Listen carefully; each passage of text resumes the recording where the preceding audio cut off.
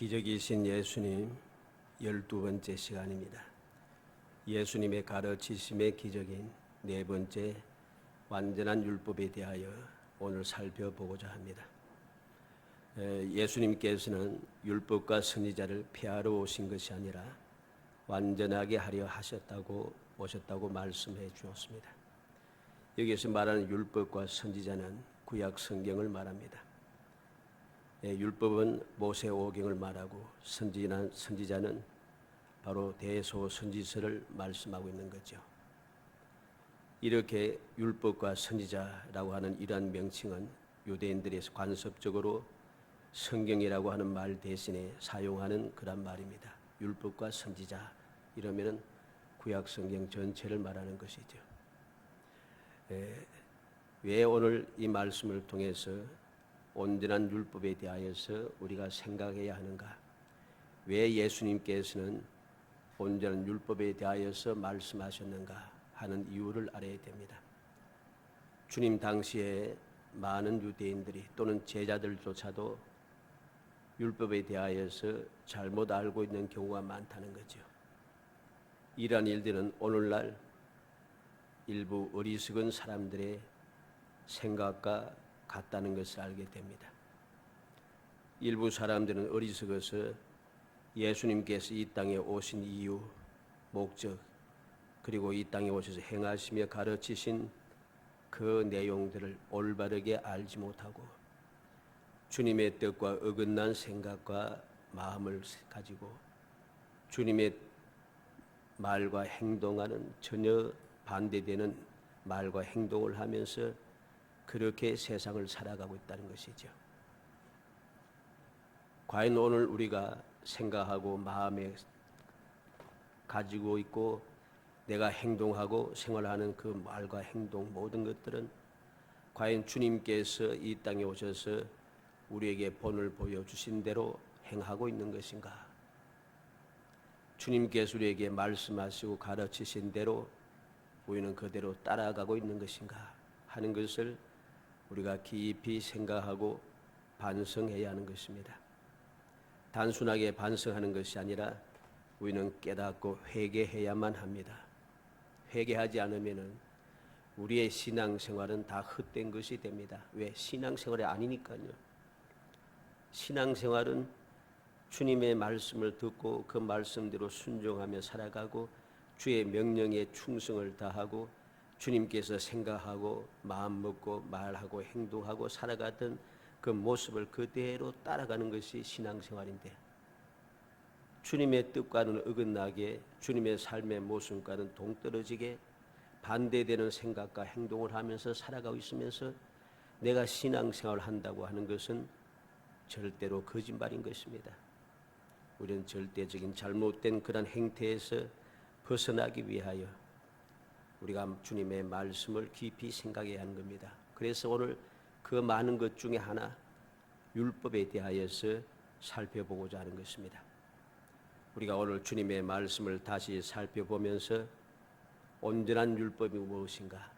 주님께서 율법을 어떻게 완전하게 하셨는가 하는 것을 우리가 생각하고 어떤 일부 사람들처럼 율법은 우리가 지킬 필요가 없고 구약 성경 우리가 따를 필요가 없다고 하는 그런 사람들, 구약 성경에 기록되고 율법에 기록된 그러한 규칙들은 오늘 우리가 전혀 행할 필요가 없다고 가르치는 그 거짓된 자들의 꾀임에 빠져서 미혹되어서 멸망에 빠지는 어리석은 사람이 되지 않기 위하여 우리가 언제든지 내가 생각하고 마음 먹고 말하고 행동하고 살아가는 모든 것들이 주님께로부터 잘했다 칭찬 듣는 주님께서 기뻐하시는 그래서 내가 많은 것으로 더 주시겠다 하시는 주님의 놀라운 복을 이어받는 그러한 정말 지혜롭고 무엇보다도 행복한 성도들이 되시기를 주의 이름으로 축복합니다. 우리는 주님께서 율법을 완전하게 하시겠다 하시는 말씀을 기해야 됩니다. 그래서 첫 번째 생각하는 것은 율법에 대하여입니다. 율법에 대하여. 오늘 17절로 19절 말씀에 보면은 내가 율법이나 선제를 폐하러 온 줄로 생각하지 말라. 폐하러 온 것이 아니오 완전하게 하려 함이라. 진실로 너에게 이르노니 천지가 없어지기 전에는 율법의 1.1획도 결코 없어지지 아니하고 다 이루리라.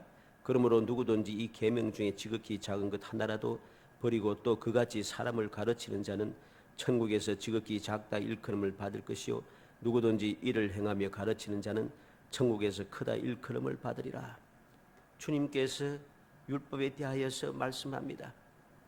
율법이나 선지자를 폐하러 온 것이 아니다. 완전하게 하기 위해서다.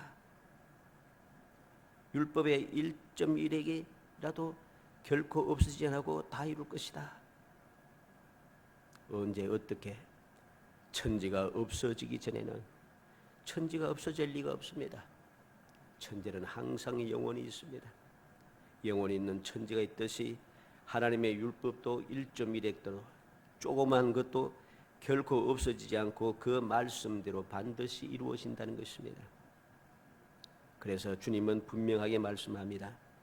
누구든지 이 계명 중에 지극히 작은 것 하나라도 버리고 또 그같이 사람을 가르치는 자는 천국에서 지극히 작다 일컬음을 받을 것이며, 조그만 것이라고 해서 사람들이 생각해서 하찮은 것이라 생각해서 세상 사람들이 보기에 그거 별것 아니라 생각해서 그런 생각을 가지고서 하나님의 말씀을 가르치고 그렇게 생각하며 행동하는 사람들은 천국에서 작다 일컬음을 받는다 합니다. 주님의 이 말씀은 오늘날 우리들에게 여전히 적용되는 말씀입니다. 주님께서는 구약 성경을 폐하신 것이 아닌 것입니다. 그래서 18절에 있는 대로 진실로 너에게 이르노니 천지가 없어지기 전에는 율법의 1.1획도 결코 없어지지 않고 다 이루리라. 우리는 주님께서 말씀하실 때 그 말씀하신 내용을 잘 봐야 됩니다. 항상 처음에 하시는 말씀이 무엇입니까? 진실로, 진실한 말이 들어갑니다. 요한복음에는 항상 내가 진실로 너에게 이르노니, 요한복음에는 진실이라는 말을 연거푸 강조해서 말씀합니다. 모든 성경에는 주님 말씀하시는 말씀에는 내가 진실로 너에게 이르노니 이렇게 말씀을 시작하십니다. 여기서 진실이라고 하는 이 말은 아멘이라는 말이죠. 아멘 너에게 이르노니 무슨 말입니까? 우리는 아멘을 기도할 끝에 그리고 찬송하고 난 다음에 마지막으로 아멘 하지만은 예수님께서는 아멘을 제일 처음으로 사용하십니다. 무슨 말이겠습니까? 내가 확실하게 보증한다는 것입니다. 내가 이제부터 말하는 것은 진실하다는 것, 올바른 것이다, 믿을 수 있는 것이다, 그렇게 해야 된다, 이렇게 우리에게 전하여 주는 것입니다. 확실하게 보증한다는 것이죠. 본문의 1.1획이란 말은 아무리 작은 것이라도 하나님의 말씀은 모두 다 이루어진다는 그런 말입니다. 그리고 계속해서 주님께서는 19절에 뭐라고 하십니까? 누구든지 이 계명 중에 지극히 작은 것 하나라도 버리고 또 그같이 사람을 가르치는 자는 천국에서 지극히 작다 일컬음을 받을 것이요. 당시 유대의 랍비들은 율법 가운데서 반드시 지켜야 되는 중요한 것 그리고 덜 중요한 것 이런 식으로 가르칩니다. 이러한 방식으로 해석하고 가르치는 것은 올바른 가르침이 아닌 것입니다. 왜? 내가 하나님께서 말씀을 우리에게 주셨는데 그 말씀은 요거는 중요하고 요건 또 덜 중요하고 이거는 반드시 지켜야 되고 이건 좀 안 지켜도 되고 그런 건 없습니다. 하나님께서 주신 말씀은 반드시 지켜야 되는 것이죠. 그런데 사람들은 이상하게도 이것은 안 지켜도 되고 이것은 좀 두루뭉실하게 넘어갑니다. 자꾸만. 이게 바로 잘못된 것이죠. 잘못된 사상에 빠져들었다는 소리입니다. 그래서 내가 그 규례를 좋아하지 않거나 이성적으로 불합리하다 생각하면 아무리 생각해봐도 이건 좀 현대에 안 맞는 것 같아. 이건 아무리 생각해도 이렇게 해서는 뭐 안 될 것 같아. 내가 경험상 이제까지 세상의 지식으로 다 과학적으로 생각 분석해보고 지금 우리가 살고 있는 이 세상의 관점으로 볼 때 이건 잘못된 것 같아. 이건 좀 우리가 뭔가 좀 이상하다. 이렇게 불합리하다 생각하면 그건 별로 중요하지 않다고 생각하며 건너뛰어 버립니다. 얼렁뚱땅 빼버립니다. 모두가 다 중요한 하나님의 말씀인데 그걸 빼버리고 다른 것으로 집어넣기 시작합니다. 하나님의 말씀을 틀렸다 하거나 무효라고 하기는 곤란하니까 적극적으로 지키지도 곤란하고 이런 식으로 해석하고 가르치는 거죠. 이런 식의 해석과 가르침은 시대적 상황에 맞추는 상황 논리가 되는 것입니다. 하나님의 말씀은 반드시 지켜야 되는 것. 우리의 신앙의 중심은 사람의 중심이 아니라 하나님 중심입니다. 그래서 상황에 따라서 우리가 살아가는 이 세상의 상황에 따라서 하나님의 말씀이 바뀌는 게 아니고 어떤 상황에도 절대 변하지 않는 것입니다. 상황에 따라서 시대에 따라서 사람들의 풍습에 따라서 민족에 따라서 이 모든 것이 바뀌어버리면 그게 상황 논리에 빠지게 되면 이건 믿음이 아닌 것이지요. 오늘날 잘못된 이러한 상황 논리에 빠져서 하나님의 말씀을 오도시키고 믿음에서 벗어나게 하는 괴악한 자들이 너무나도 많습니다. 우리 주위에도 이러한 사람들이 많이 있다는 것입니다. 성경 말씀보다도 자기의 경험과 자기의 판단을 더 우선해서 성경을 끼워 맞추는 사람들이 많습니다. 단지 성경을 자기의 논리에 뒷받침하는 증거로 사용하는 사람들이 이곳에서 조금 저곳에서 조금 끼워 맞춰서 내 논리를 포장해 가는 사람들, 이런 사람들이 많습니다. 이것은 올바른 가르침이 아닙니다. 이러한 사람은 올바른 지도자가 될 수가 없습니다. 하나님의 말씀은 영원 불변하여 동서고금을 막론하고 남녀노소를 불문하고 유무식을 불문하고 반드시 그 말씀대로 지키고 행해야 될 말씀인 것이죠.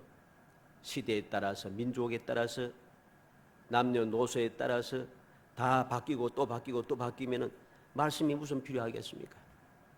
말씀은 그렇게 할 것이 아닙니다. 반드시 말씀대로 우리는 신앙생활을 해야 하는 것입니다. 끊임없이 변하는 세상이지만은 절대로 변하지 않는 것이 있습니다. 하나님과 하나님의 말씀인 것이죠. 예수님께서도 천지가 없어지기 전에는 율법의 1.1에게도 결코 없어지지 아니하고 다 이룬다고 말씀하십니다. 하나님의 관점은 나도 모르는 사이에 기득권자들이 자기에게 유리하게 오도한 그릇된 해석을 쫓고 사람의 관점에서 이성적이라고 생각하는 해석을 하고 개인적인 호불호에 따라서 성경을 취사 선택하고 그렇게 적용하고 시대의 논리나 상황 논리에 굴복하고 그래서 하나님이 아니라 세상과 사람들의 생각에 더 신경을 쓰고 그래서 하나님의 말씀을 판단하고 은근슬쩍 무시하고 자기의 상황에 맞춰 합리화하고 그렇게 해서는 안 되는 것입니다. 이것은 하나님의 관점이 아닌 것입니다. 이것은 사람의 관점이고 세상의 관점인 것이죠. 그것은 하나님의 뜻대로 살아가는 것이 아니라 세상의 뜻대로 살아가는 것이고 사람의 뜻대로 살아가는 것입니다. 세상과 사람의 뜻대로 살아가는 것은 신앙생활이 아닌 것이죠. 우리는 반드시 명심해야 됩니다. 율법이 무엇인가? 하나님께서 우리에게 반드시 지켜야 된다고 전해주신 말씀인 것입니다. 율법이나 선지자가 무엇입니까? 선지자가 왜 선지자를 통해서 우리에게 선지서를 즉 성경을 주었습니까? 하나님의 말씀대로 즉 율법대로 살지 않으니까 하나님께서 선지자를 보내어서 그렇게 살아서는 안 되고 이렇게 살아야 된다고 가르치기 위해서 선지자를 보내신 거죠. 우리는 기억해야 됩니다. 주님께서 왜 이 땅에 오셨습니까? 율법을 전해주시고 선지자를 보내어서 아무리 말씀하고 또 말씀해도 이 어리석은 백성들이 그 말씀을 지키지 아니하고 계속해서 악을 행하고 자기 마음대로 자기 뜻대로 자기 고집대로 행하니까 할 수 없어서 주님께서 찾아오신 다시 오신 것이죠. 사람의 힘으로는 도무지 안 되니까 주님께서 이 모든 것을 해결하기 위해서 율법을 해결하시기 위해서 선지자의 말씀을 해결하기 위해서 주님께서 친히 사람의 몸을 입고 이 땅에 오신 것이지요. 왜 그러지 않으면은 방법이 없으니까. 그래서 주님께서 이 땅에 오신 것입니다. 율법을 완전하게 하기 위해서 선지자의 그 예언을 온전하게 하기 위해서 주님께서는 이 땅에 오신 것이고, 그렇게 하시면서 우리에게 이 세상의 공생애를 통해서 주님의 삶의 모습을 보여주시고 가르쳐 주시고 그렇게 살아라고 말씀하신 것이죠. 우리는 명심해야 됩니다. 무엇이 신앙생활인가, 무엇이 올바른 신앙생활인가를 명심해야 됩니다. 아무리 많은 사람들이 가는 길이라고 해서 그 길이 진리가 아닌 것입니다. 유명한 사람이, 능력 있는 사람이 말한다고 해서 그 말이 진리가 아닌 것입니다. 진리는 오직 하나님의 말씀뿐임을 알아야 됩니다. 하나님의 말씀만 우리가 바라보고 그 말씀대로 순종해야만이 우리는 올바른 신앙생활을 하는 하나님께 인정받는 성도가 되는 것이죠. 두 번째로 생각하는 것은 완전한 율법입니다. 완전한 율법이 무엇이겠습니까? 오늘 본문 말씀 5장에서는 바로 7가지를 우리에게 들려줍니다. 첫째는 살인에 대하여. 5장 21절로 26절에 보면 주님께서 살인에 대하여서 우리에게 전해주십니다. 율법에는 옛사람과 옛사람에게 말한 바 살인하지 말라, 누구든지 살인하면 심판을 받게 되리라 하였다는 것을 너희가 들었으나 나는 너희에게 이르노니. 주님께서 전해주시는 살인에 대한 완전한 율법이 무엇인가를 설명해 줍니다. 형제에게 노하는 자마다 심판을 받게 되고, 형제를 대하여 나가라 하는 자는 공회에 잡혀가게 되고, 미련한 놈이라 하는 자는 지옥의 뿔에 들어가게 되리라. 주님께서 무엇이 살인인가를 우리에게 말씀해 줍니다. 사람을 죽였다고 살인이 아니라, 사람을 죽이지 않아도 형제에 대하여서 노하는 자마다 심판을 받습니다. 형제를 대하여 나가라 하는 자도 주님께서 심판을 받는다 하십니다. 공회에 잡혀간 이유가 무엇입니까? 하나님의 법칙을 어겼기 때문이죠. 미련한 놈이라 하는 자는 지옥불에 들어가게 되리라. 왜 지옥불에 들어갑니까? 구원받지 못하기 때문이죠. 이게 바로 살인인 것입니다. 그래서 예수님께서 예를 들어주십니다. 23절에 보면 그러므로 예물을 제단에 드리려다가 거기서 내 형제에게 원망 들을 만한 일이 있거든, 일이 생각나거든 예물을 제단 앞에 두고 먼저 가서 형제와 화목하고 그 후에 와서 예물을 드리라. 너를 고발하는 자와 함께 길에 있을 때에 급히 사와라. 그 고발하는 자가 너를 재판관에게 내어주고 재판관이 옥내에게 내어주고 옥에 가둘까 염려하라. 진술로 내게 이르노니 내가 한 푼이라도 남김이 없이 다 갚기 전에는 결코 거기서 나오지 못하리라. 우리는 주님의 말씀하시는 완전한 율법에 대하여서 올바르게 생각해야 되고 마음에 새겨둬야 됩니다. 나는 살인하지 않았다. 사람들은 그렇게 당당하게 말하지만 주님의 온전하게 하신 율법은 그렇지 않습니다. 형제에 대하여서 노하고 형제에 대하여 나가라 하고 형제에 대하여 미련한 놈이라 하는 자들, 이러한 자들은 심판을 받게 되고 공회에 잡혀가게 되고 지옥불에 들어가게 된다고 분명하게 말씀합니다. 그래서 제단을 쌓기 전에 먼저 서로 화목하라고 말씀하고 있는 것이죠. 두 번째는 간음에 대한 율법에 말씀해 줍니다.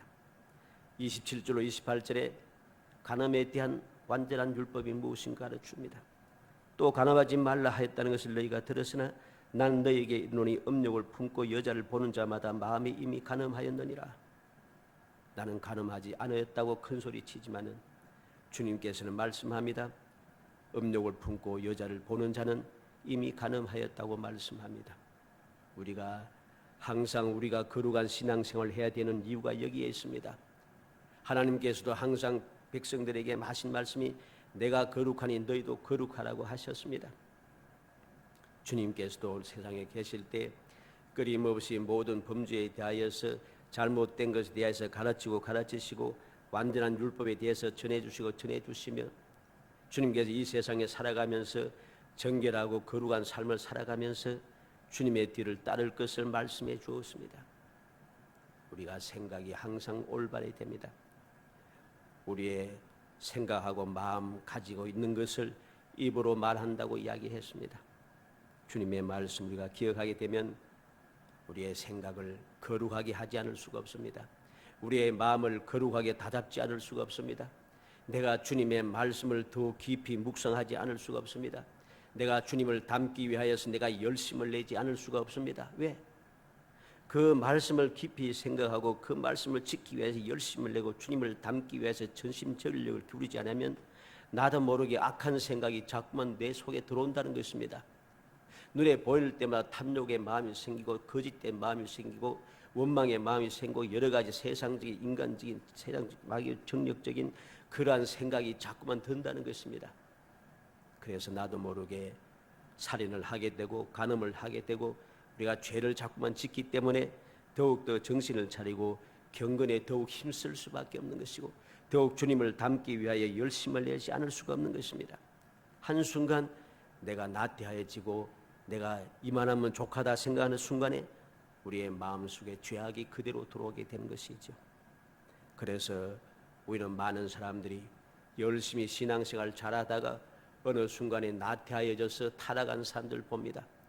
그들이 과연 하나님의 말씀대로 잘 살지 않아서 그랬는가? 그렇지 않아요. 어느 순간 이만하면 나도 되었다.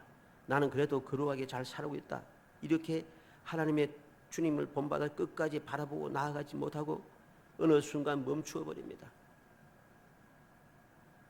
그 순간부터 자꾸만 주님을 바라보지 않고 주님의 말씀대로 행하지 아니하고 주의 말씀을 묵상하지 아니하고 주님의 뜻대로 살지 않은 순간 그 다음에 무엇이 보이겠습니까? 주님을 보지 않으면 세상이 보이게 되어 있습니다. 주님의 말씀을 내가 듣고 행하지 않으면 세상의 소리가 들리게 되어 있습니다. 주님께서 전해주신 말씀을 묵상하지 않으면 세상의 여러 가지 관습이라든가 세상의 경험이라든가 이런 것들이 내 생각과 마음을 자꾸만 흔들게 되어 있습니다. 그래서 그렇게 살아갈 수밖에 없게 되어 있죠. 그러니 어느 순간 보면은 내가 믿음에서 떠나 있다는 것입니다. 우리는 깊이 명심해야 됩니다. 완전한 율법이 무엇인가를 알아야 됩니다. 세 번째 율법은 실족함에 대하였습니다. 29절로 30절에 만일 내 오른눈이 너로 실족하게 하거든 떼어내버리라. 내 백체 중 하나가 없어지고 온몸이 지옥에 던져지지 않는 것이 유익하며 또한 만일 내 오른손이 너로 실족하게 하거든 찍어내버리라. 내 백체 중 하나가 없어지고 온몸이 지옥에 던져지지 않는 것이 유익하니라. 주님께서는 단호하게 말씀합니다. 실족하지 않는 것이 중요하다는 것입니다. 실족하지 않기 위해서라면 눈으로 또 빼도 눈이라도 빼고 한 손이라도 잘라버리라는 것이죠. 왜? 내가 온 눈을 그대로 가지고 육체를 그대로 온전하게 가지고 간다 할지라도 내가 죄를 지으며 죄악 가운데 살아가기 때문에 내가 천국에 들어가지 못한다는 것이죠. 온몸이 지옥에 던져지지 않는 것이 유익하다고 말씀합니다. 내가 하나님의 뜻, 주님의 말씀을 완전하신 율법을 올바로 이해하지 못하고 그렇게 생각하게 되면 이만은 곧 눈을 뽑아버리고 소를 잘라버리라 이런 소리는 아니죠. 그만큼 단호한 각오를 가지고 신앙생활을 하라는 소리입니다. 우리가 명심해야 됩니다. 내 눈이 실족게 하면은 내 눈을 빼겠다고 하는 단호한 마음을 가지지 않으면은 나도 모르게 이번이야 뭐 어쩔 수 없이 연약하니까 사람이라서 어쩔 수 없어 내 연약함을 아시기에 주님께서 나를 위해 십자가에 돌아가셨지 뭐 여러 가지 이유를 자꾸만 대기 시작합니다. 그러면은 결국은 하나도 지키지 않게 되는 거예요. 결국 불신앙에 빠질 수밖에 없는 것입니다. 그렇게 불신앙에 빠져서 살아가는 사람이 천국에 갈 수가 없는 것입니다. 우리는 항상 기억해야 됩니다. 실족함이 무엇인가를 알아야 되지요. 실족함에 대한 온전한 율법은 잘못하면은 잘못한 것을 단호하게 제거하고자 하는 그러한 각오를 가져야 하는 것입니다. 이러한 각오를 가지지 않고서 우리는 신앙생활을 할 수가 없습니다.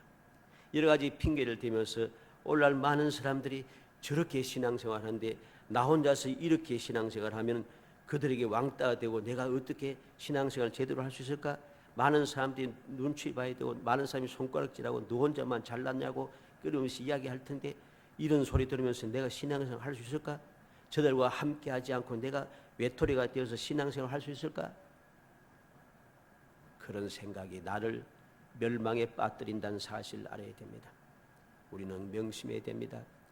주님께서는 우리를 구원하시기 위해서 전능하신 분으로 이 땅에 오셨지만은 주님께서 이 세상 모든 사람들에게 주님께서는 친히 빛이 되시고 생명이 되시고 우리를 구원하신 구세주가 되시지만은 어리석은 백성들에게 미움을 당하고 핍박을 당하고 결국 십자가에 달려서 수치스러운 죽음을 당하까지 하셨습니다. 그런데 나는 이것저것 생각하면서 그렇게 한 신앙생활을 하려고 하고 편하게 신앙생활을 하려고 하는 것, 이게 과연 올바른 신앙생활의 자세인가? 그렇지 못합니다. 단호한 마음의 자세를 갖추지 못하면 신앙을 지켜낼 수가 없습니다. 믿음이 있었던 사람이 구원받는 게 아니고 끝까지 믿음을 지키는 사람이 구원받습니다. 성경 어디에도 이전에 예수를 믿었다고 해서 구원받는다고 하지 않습니다. 믿음을 끝까지 지키는 사람이 구원받는다고 성경은 우리에게 분명하게 가르쳐 줍니다. 이제까지 아무리 열심히 신앙생활을 잘하고 예수를 열심히 믿고 열심히 충성 봉사해도 지금 현재 내가 올바르게 신앙생활을 하지 않고 내가 주님의 뜻대로 살지 않고 충성된 삶을 살지 않으면 그것은 믿음이 아닌 것이죠. 지금은 열심히 해도 앞으로 좀 힘든 일이 생기면 그만 눈치 보면서 때려치우고 가만히 있다가 마지막 순간에 내가 예수 믿습니다, 내가 잘못했습니다 하고 구원을 받아야지, 이러한 거짓된 생각을 가지는 사람은 구원을 받을 수가 없습니다. 우리는 명심해야 되는 것이죠. 언젠가도 말씀드린 것 같은데 서울에 제가 신학교 처음 들어갔을 때 이야기입니다. 서울 상도동에 장성비라고 하는 곳이 있습니다. 그곳에 어떤 집사님이 온몸이 그 각종 그 암이 들려서 오늘 내일 하는 순간이 있습니다. 그랬더니 나중에 왜 그러는가 했더니 뭐 꼭 그런 것이 아니고 한 예가 되는 것입니다. 이 양반이 딱 생각을 딱 가진 것이 내가 50세쯤 되면은 그때 내가 회개하고 50세까지는 내가 마음대로 세상에 마음껏 살고 그렇게 살다가 50세쯤 되어서 내가 회개하고 그때부터 예수 열심히 믿고 하겠다, 이런 생각을 가지고 있는 거예요. 살 수가 없는 거예요. 잘못된 생각에 빠진 것이죠. 어떻게 어떤 순간 무슨 일이 생길는지 우리는 아무도 알 수 없습니다. 그런데 우리가 그렇게 사람은 요즘은 또 오래 살지 않습니까? 7, 80은 그냥 삽니다.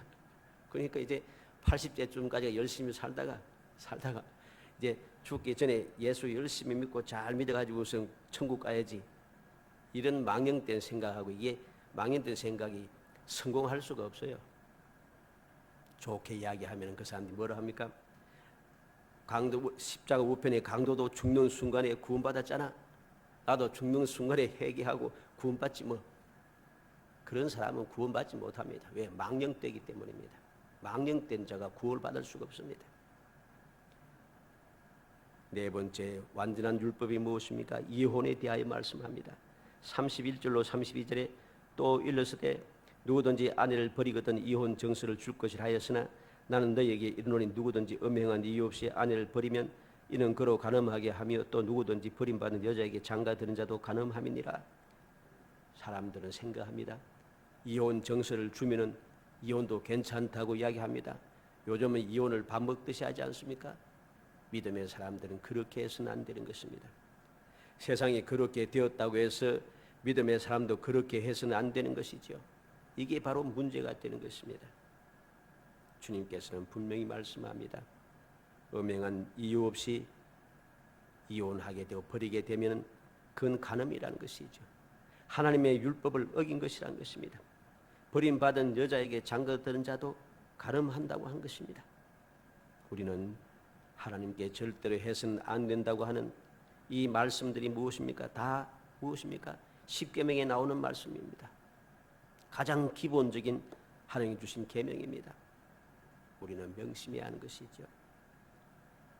다섯 번째 완전한 율법은 맹세에 대하여입니다.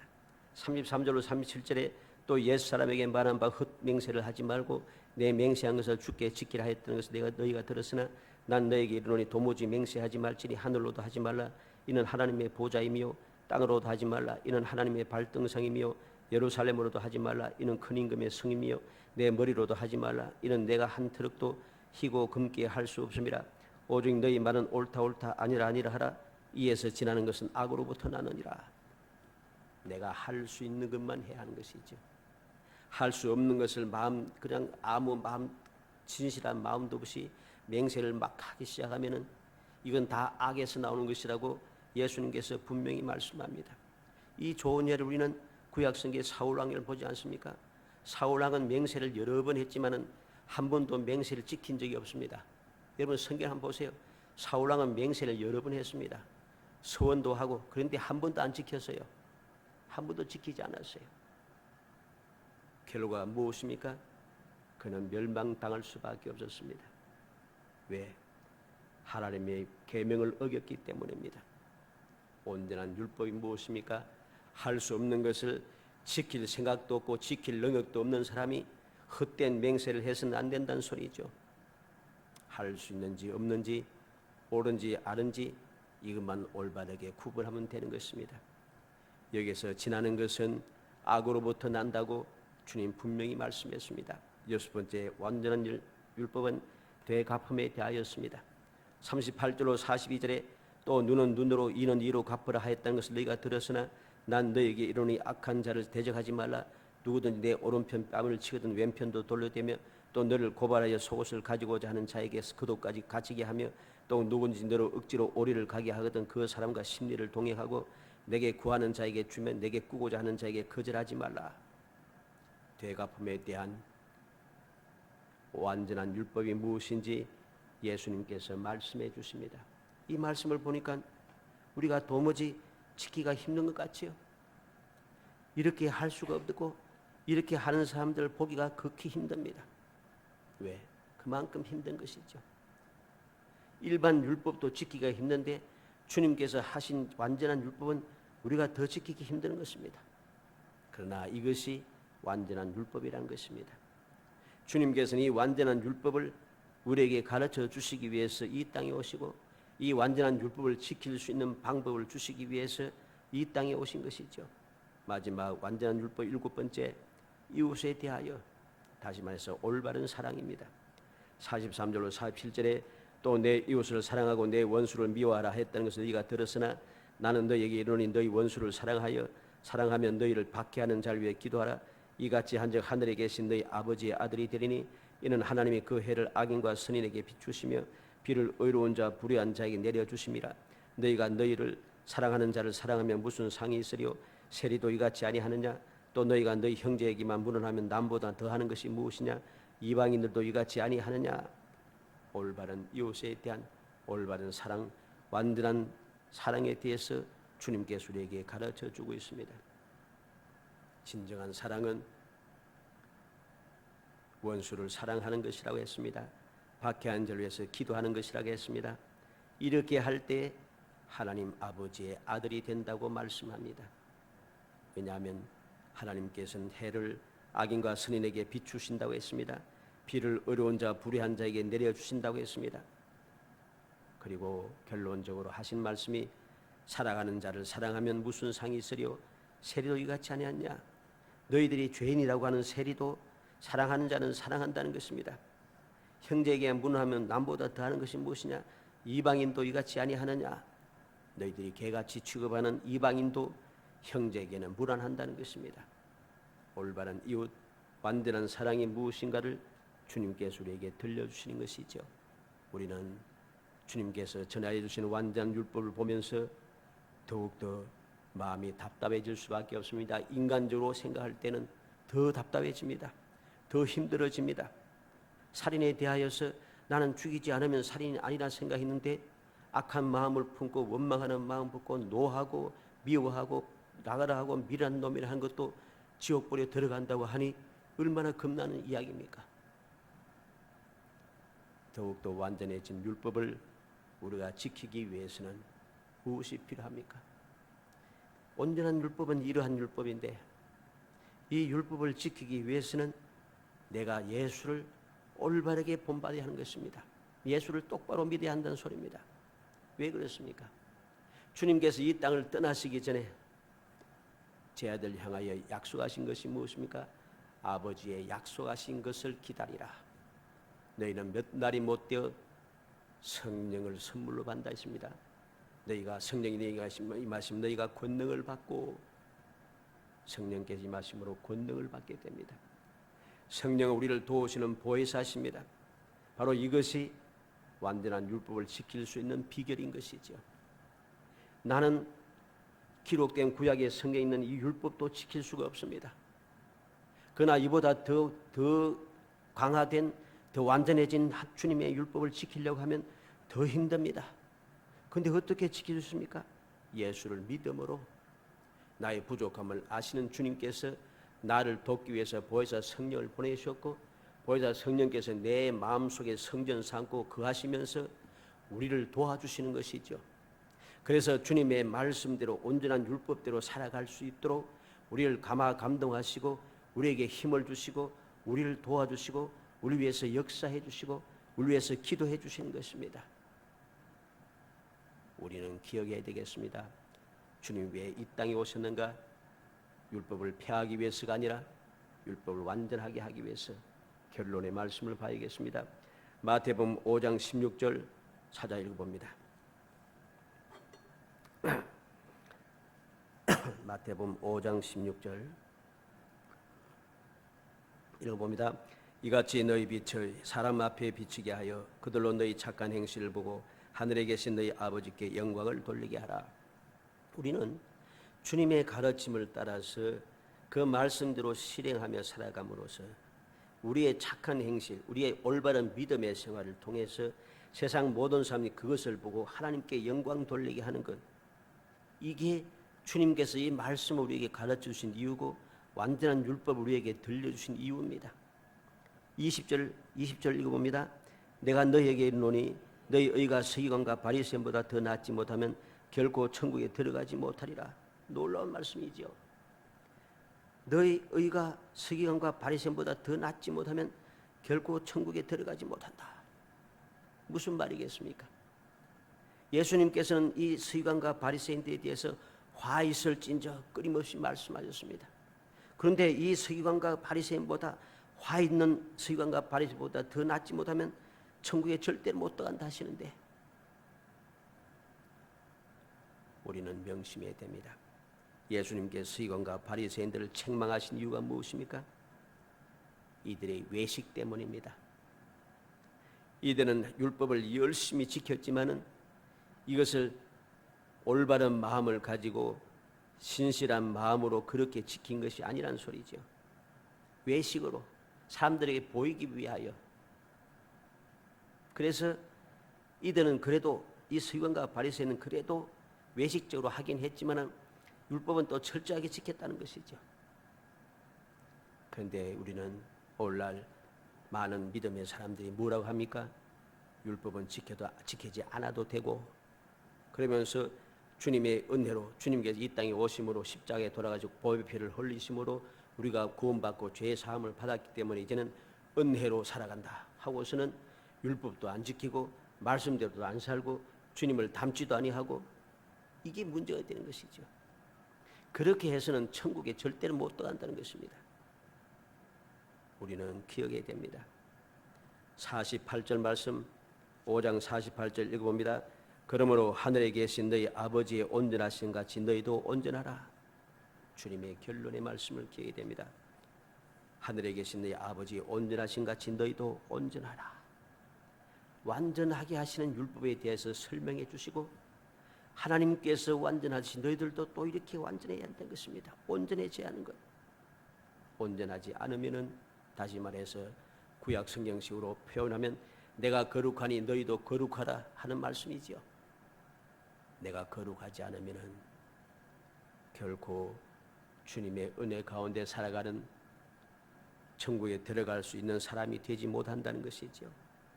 살아가는 성도 여러분, 우리는 주님의 기적이신 주님께서 우리에게 들려주시는 이 놀라운 기적의 말씀을 기억해야 되겠습니다. 그 말씀을 보면은 도무지 지킬 수가 없는데, 그런데 어떻게 하면 지킬 수가 있는가? 지킬 수 있는 기적의 방법이 있다는 것입니다. 주님을 믿고 주의 말씀대로 순종하여 따라가기만 하면은 주님께서 이 도저히 사람으로 지킬 수 없는 이 말씀을, 율법을 지킬 수 있는 능력을 주신다는 거죠. 이게 기적인 것입니다.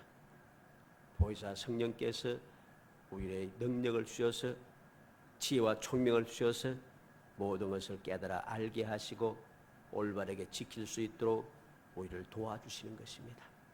이것이 놀라운 기적이죠. 아무리 생각해도 사람의 힘으로는 이 완전하게 하신 예수님의 율법을 지킬 방법이 없습니다. 지킬 수 있겠습니까? 못 지킵니다. 그런데 예수를 믿으면 지킬 수 있는 능력이 생기는 거죠. 도저히 할 수 없는 것을 할 수 있게 되니 이게 기적인 것입니다. 사랑하는 성도 여러분, 이 놀라운 기적이신 예수님의 가르침을 우리가 마음에 새겨야겠습니다. 기적이신 주님께서 가르쳐주신 기적적인 이 말씀을 내가 누리면서 기적의 삶을 살기 위해서 우리는 더욱더 주님을 믿고 주의 말씀에 귀를 기울이고 주님을 본받아서 그렇게 살아가야 합니다.